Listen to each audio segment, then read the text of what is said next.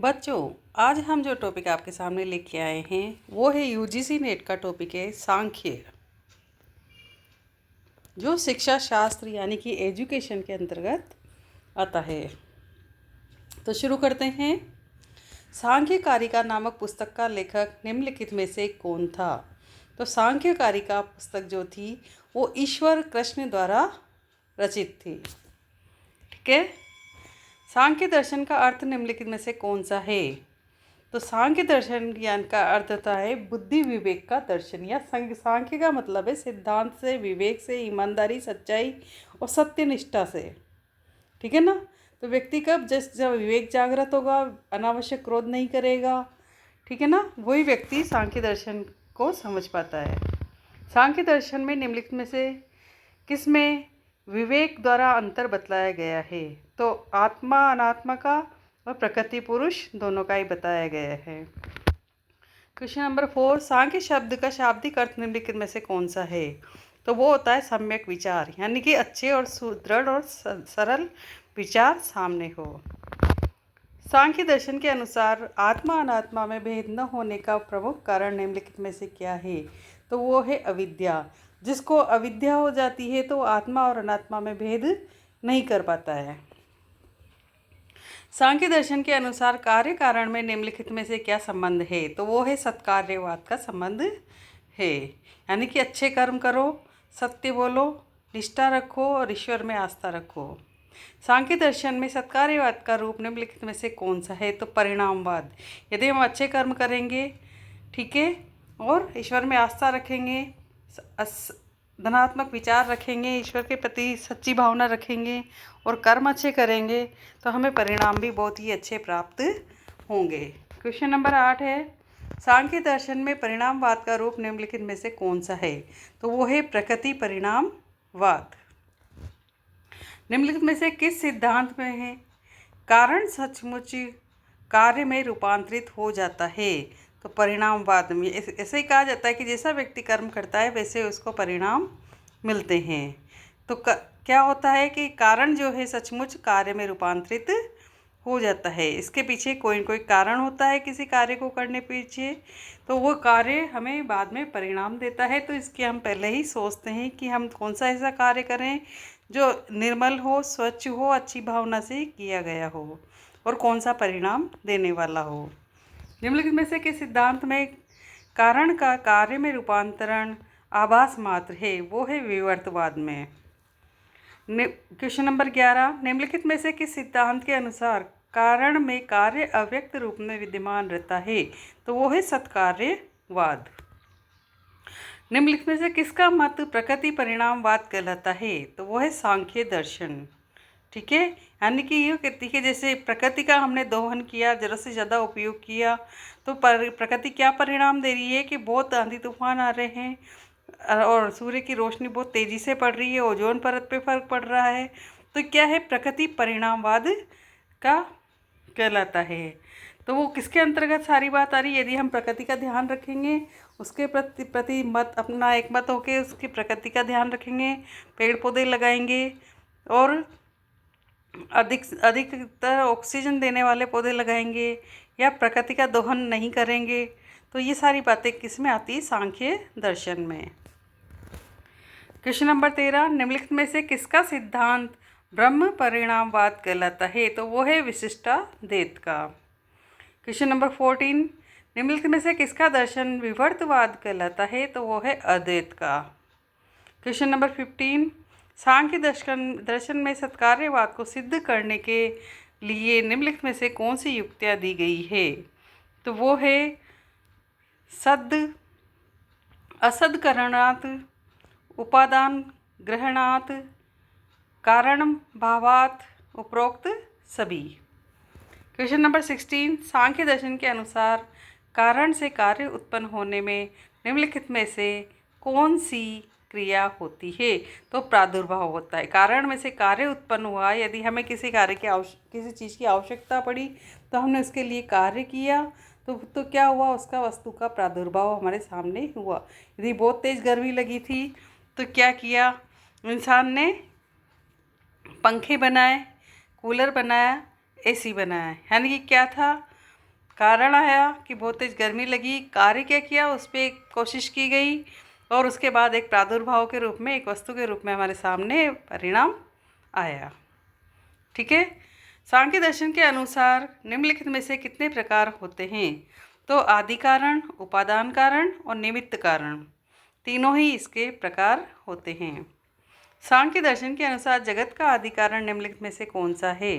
तो जगत का आदि कारण है प्रकृति। जगत यानी ये जो जगत, जो जग यानी संसार जो बनाया है, उसका आदि कारण है ना, वो है प्रकृति। सांख्य दर्शन में प्रकृति को निम्नलिखित में से कौन से नाम दिए गए हैं? तो प्रधान, माया, अविद्या, तीनों नाम उसमें दिए गए हैं। जगत के आदि कारण के रूप में प्रकृति के निम्नलिखित में से कौन से नाम है? तो वो है प्रधान, जड़, शक्ति, उपरोक्त सभी।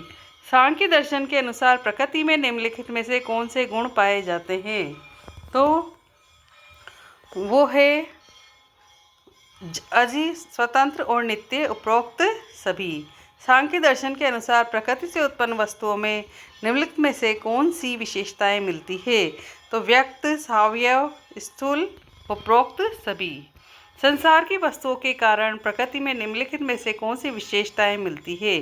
तो अव्यक्त, निर्वय और सूक्ष्म, उपरोक्त सभी इसमें मिलती है।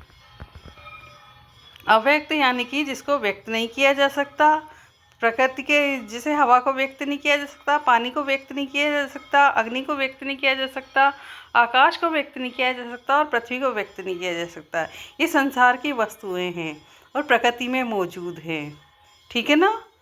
और निर्वय है यानी कि हर जगह उपलब्ध है। किसी भी स्थान पर इस पृथ्वी पर जाके देखो, हवा उपलब्ध है और पानी उपलब्ध है। सूक्ष्म कारण है यानी कुछ तो दिखाई दे जाती है और कुछ दिखाई नहीं दे जाती है। जैसे पानी तो हमें दिखाई दे जाता है, लेकिन हवा ऐसा सूक्ष्म कारण है जो हमें दिखाई नहीं देता है। कैसे उत्पन्न हुआ, पानी कैसे बना, किस प्रकार से आया, इसकी सत्यता आज तक कोई प्रमाणित नहीं कर सका। व्यक्त पदार्थों के समान प्रकृति में निम्नलिखित में से कौन से धर्म पाए जाते हैं? वो है त्रिगुणात्मिका। व्यक्त पदार्थों में विपरीत प्रकृति में निम्नलिखित में से कौन से धर्म पाए जाते हैं? वो है नित्य, सर्वव्याप्त, अनाश्रित। क्वेश्चन नंबर 26, प्रकृति की सत्ता सिद्ध करने के लिए सांख्य दर्शन में निम्नलिखित में से कौन से तर्क दिए गए हैं? तो भेदानाम परिमाणात्, भेदानाम समन्वयात्, भेदानाम शक्तिम प्रवर्तेष्व, उपरोक्त सभी। क्वेश्चन नंबर 27, सांख्य के अनुसार प्रकृति में निम्नलिखित में से कौन से गुण पाए जाते हैं? तो वो है सत्व, रजस और तमस। इन तीनों की ही यहाँ पे प्रधानता होती है। क्वेश्चन नंबर 28, गुण शब्द के संस्कृत भाषा में निम्नलिखित में से कौन से अर्थ होते हैं? तो धर्म, गुण और रस्सी, उपरोक्त सभी। गुणों के कारण संसार में निम्नलिखित में से कौन से प्रभाव दिखलाई पड़ते हैं? तो सुख दुख, मोह, उदासीनता, उपरोक्त सारे गुण संसार में दिखलाई पड़ते हैं। किसके कारण? गुणों के कारण। क्वेश्चन नंबर 30, निम्नलिखित में से कौन सा गुण लघु, प्रकाशक, निर्मल और इष्ट है? वो है सत्व। निर्मल है, प्रकाशक है, लघु है और इष्ट है। जो सत्व है, सत्य पे चलने वाला है, वो इष्ट है, निर्मल है, लघु है और प्रकाशक है। क्वेश्चन नंबर 31, निम्नलिखित में से कौन सा गुण गतिशील, उत्तेजक और गत्यात्मक कहा गया है? तो वो है रजस। ये गतिशील भी है, उत्तेजक भी है और गत्यात्मक भी है। क्वेश्चन नंबर 32 है, निम्नलिखित में से कौन सा गुण गुरु, अवरोधक, उदासीन और अज्ञानमय है? वो है उदासीन है, अज्ञानमय है, तो वो क्या है? तमस है। निम्नलिखित में से किस गुण का रंग शुक्ल और उज्ज्वल माना गया है? वो है सत्व का। निम्नलिखित में से किस गुण का रंग रक्त लाल माना गया है? वो है रजस का। जैसा रजस नाम से ही पता चल रहा है कि लाल होगा।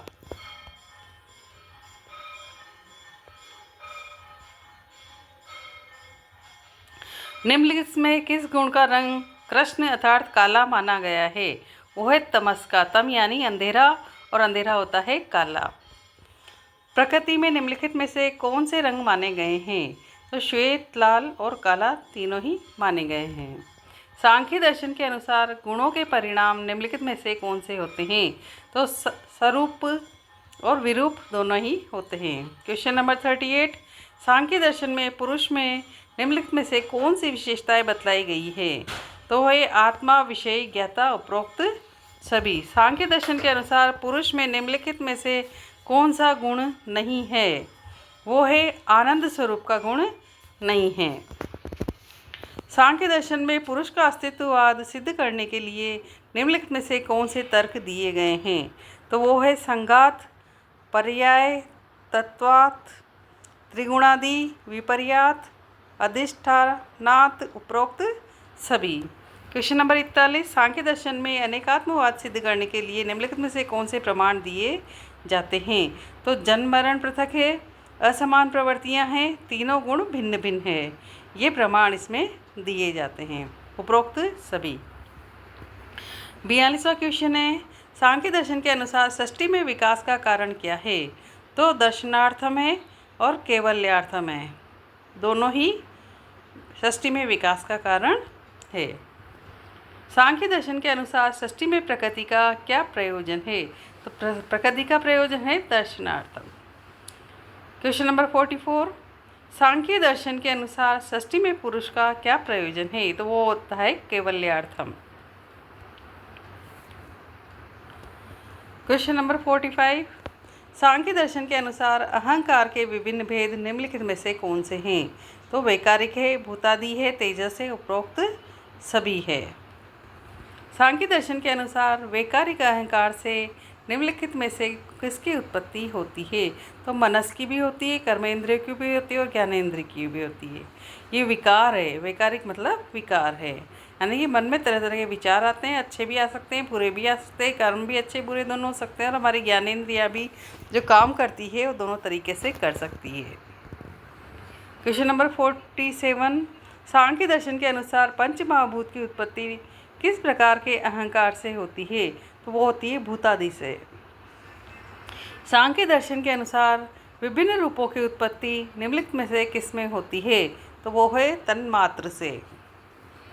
क्वेश्चन नंबर 49, सांख्य दर्शन के अनुसार ज्ञानेंद्रियों की उत्पत्ति निम्नलिखित में से किस प्रकार के अहंकार से होती है? तो वह वैकारिक तरह का जो अहंकार होता है उसी से उत्पत्ति होती है। क्वेश्चन नंबर 50, सांख्य दर्शन के अनुसार कर्मेंद्रियों की उत्पत्ति निम्नलिखित में से किस प्रकार के अहंकार से होती है? तो कर्मेंद्रियों की उत्पत्ति होती है वैकारिक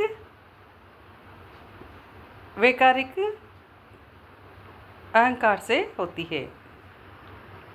सांख्य दर्शन के अनुसार अंतःकरण में निम्नलिखित में से किसकी गिनती होती है? तो वो होती है मन की गिनती। हमारा मन, हमारा अंतःकरण हमारे बस में होना बहुत ज़रूरी है। क्वेश्चन नंबर 52, सांख्य दर्शन के अनुसार प्रकृति और विकृति दोनों में निम्नलिखित में से किन्हें गिना जाता है? तो महत, अहंकार और पंच तन्मात्र तीनों को ही गिना जाता है। क्वेश्चन नंबर 53, सांख्य दर्शन में निम्नलिखित तत्वों में से किन्हें विशेष कहा गया है? तो वह स्थूल महाभूत, स्थूल शरीर और सूक्ष्म शरीर तीनों को ही विशेष कहा गया है। क्वेश्चन नंबर 54, सांख्य दर्शन के अनुसार विकास क्रम के दो रूप कौन कौन से हैं? तो वो है बुद्धि सर्ग, भौतिक सर्ग, और दोनों, और देखा जाए तो इसमें ये दोनों ही रूप नहीं है, क्योंकि विकास क्रम के लिए इनकी आवश्यकता नहीं पड़ती है। ठीक है, इन दोनों ही नहीं है तो उपरोक्त नहीं आंसर आएगा। क्वेश्चन नंबर 55, डार्विन के विकासवाद के विरुद्ध सांख्य विकासवाद में निम्नलिखित कौन सी विशेषताएं मिलती है? तो वो सृष्टि के विकास की मिलती है, क्योंकि डार्विन के विकासवाद सिद्धांत से हम सभी परिचित हैं। तो इसमें क्या है कि जो सृष्टि का विकास किस प्रकार से हुआ और पेड़ पौधे किस तरह से जनरेट हुए और मनुष्य की जो पीढ़ी है किस तरह से हुई, ये सारी बातें, मनुष्य ने बचपन से लेकर बड़े होने तक क्या क्या विकास किया, ये सारी बातें विकासवाद के अंतर्गत आती है।